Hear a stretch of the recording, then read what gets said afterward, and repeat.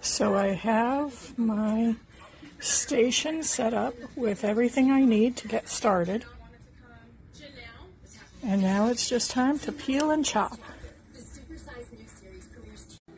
So this is 2 things worth of strawberries that I kind of cut the seeds off of, and the zest of a lemon, and I'm going to juice a lemon in there. Then I'll be adding the sugar, giving it a stir, and then covering it, and then I'll cook it tomorrow. So here's the fruit with the lemon juice, the zest, and the sugar. I have it covered in plastic wrap, and it's going to be this way for about 24 hours, and then I'll cook it down, and we'll have about 2 jars of strawberry jam. So I have 9 cups of chopped pears in this one with lemon zest and lemon juice, and 11 cups in this one with lemon juice, lemon zest, and grated ginger, because this is going to be the pear ginger jam. I'm about to add the sugar and get it stirred and get it covered, and then more videos tomorrow. So here we are, day 2. You can see how much juice these made, and we're going to turn this into some strawberry jam. I put a little pat of butter in the pan because that keeps it from foaming up. I'm going to add the strawberries, sugar, lemon juice, and zest here just now. Now I'm hoping this makes at least 2 decent-sized jars. I have my jars prepped and ready, and once I get done cooking, I'll load them up. Now as you can see, I've got the berries on to cook, and I have my pectin standing by.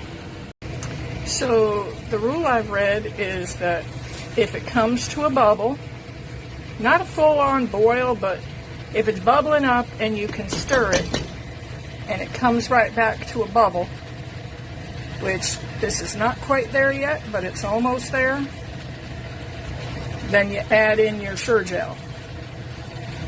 So I got another minute or 2 on this. Okay, it looks like we have that bubble. Give it a stir. See if it starts bubbling right back up. Yep, see the bubbles? So I'm going to go ahead and add the Sure-Gel. Okay, I may do mine a little different than other people, but I just kind of sprinkle it in. And then I use my trusty spatula and get it stirred in. Give it a couple of nice good stirs. And then I'm going to let it come up to a bubble again. And then I'm going to turn the heat down a little and let it cook for about 5 minutes or so and see where we're at as far as gel, and then I'll know whether I can can it. Okay, this is just about to the point where I want it, and I'll show you what I mean. When I pull my spatula up out, you can see how the stuff is running off. And if you give it a second, you'll see how the drips hang on the edge of the spoon. And it's just about there. Well, spatula, not spoon, but you know what I mean.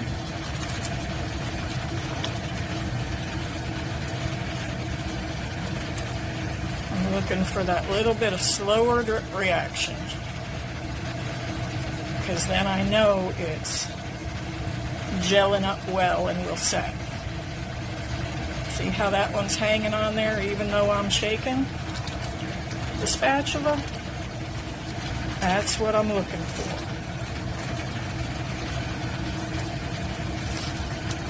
I had a peach jam that I rushed the other day, and it didn't set up quite the way I want, so I might have to open those can jars up and cook it down some more, because it's a little looser than what I wanted.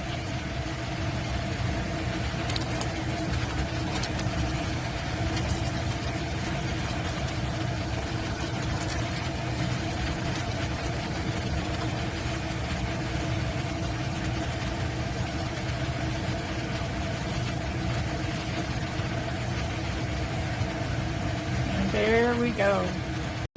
Now, if you have an unsteady hand like me, you're going to want to have you one of these lovely Cannon funnels. Makes the job easier. Makes it so when you scoop it and put it in, you know you're getting it in the right spot. Just a little more to top that one off.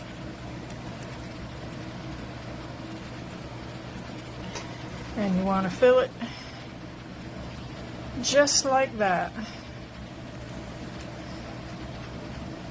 And I'm going to put my clean ring and lid on.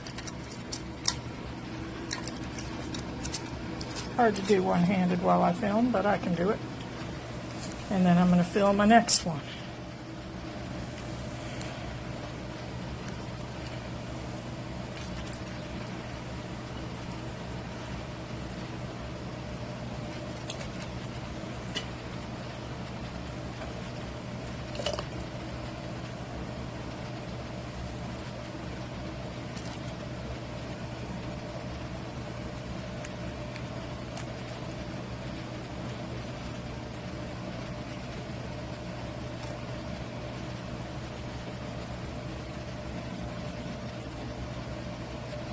Alright, so I always come up some into the funnel,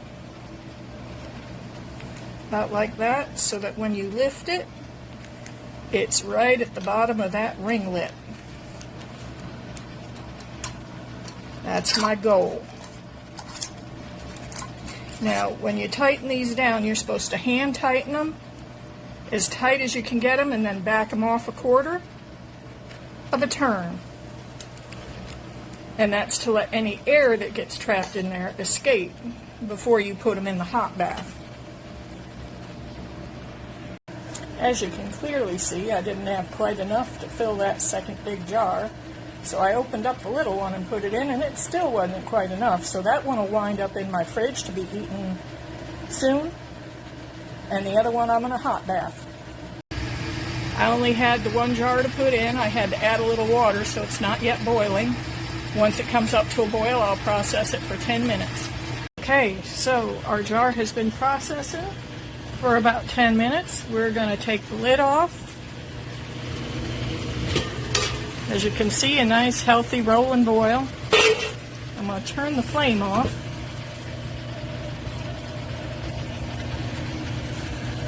And I'm going to use my handy dandy gripper. Let's pour some of that water off of the top there. And we're going to bring this right over. And you'll notice I have a towel on my island on the granite because I don't want to put that hot right on this cold stone because I don't want to break the jar. Which potentially it could, but it's just a precaution on my part. Now, within the next few minutes, I'm sure this happy little dot will go in and we'll have a nice thing of fresh homemade strawberry jam. So this is the pear ginger mixture. As you can see, lots of fluid in there with the fruit and the ginger and the lemon zest. And we're going to cook this off today. I have to take some of this ginger root and peel it, and it gets plopped in for the first part of the cook. And then it gets pulled out. Now there's grated ginger already in there, but the recipe calls for putting a couple of chunks of the root in while you're cooking, and then it gets pulled out before, you know, gelling and canning. So here we go. So I've put my pears in the pot, and I'm going to add in 2 nice sized chunks of ginger root. And we're going to put this on to start heating up. So I've pulled the ginger chunks out. And I've got this boiling away. Well, simmering away, I should say. And it's getting almost to the point where I want it, but not quite there yet.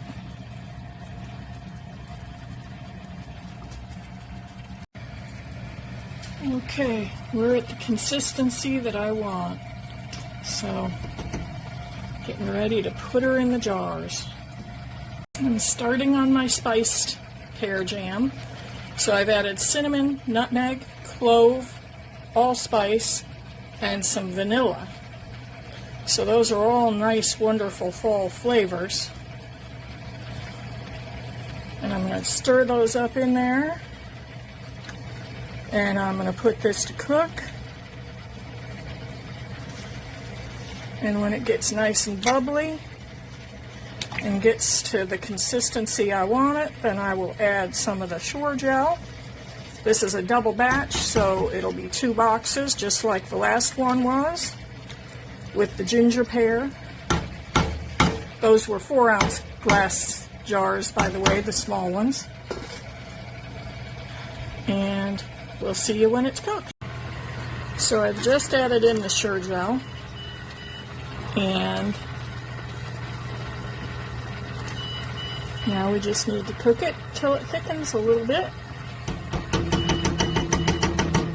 I already cooked it down some. Now I'm going to switch the heat down to medium-low because I don't want it to scorch.